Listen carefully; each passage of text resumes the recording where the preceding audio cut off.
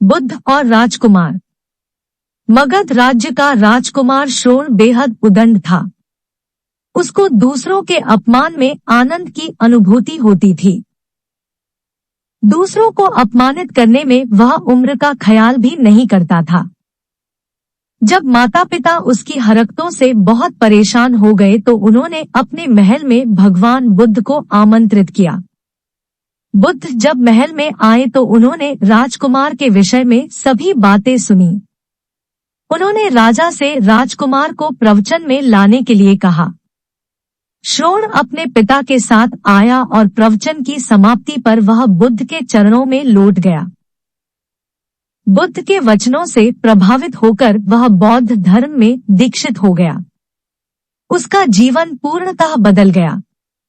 कुछ समय बाद उसने प्रायश्चित करने के लिए अन्न जल का त्याग कर दिया।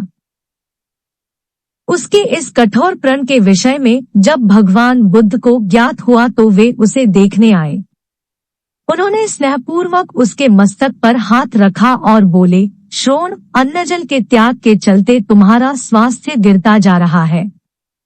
तुम संगीत के जानकार हो, आता उससे जुड़े मेरे एक प्रश्न का उत्तर दो, क्या वीणा के तार ढीले करने पर उससे स्वर लहरी फूटती है?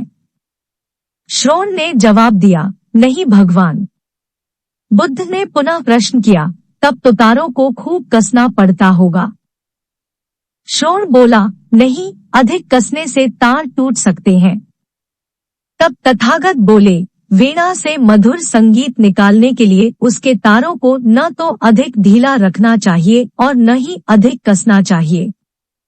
इसी प्रकार हमारा जीवन भी एक वीणा की तरह ही है, जिसे भली भांति चलाने के लिए सभी वस्तुओं का पूर्ण त्याग उचित नहीं है।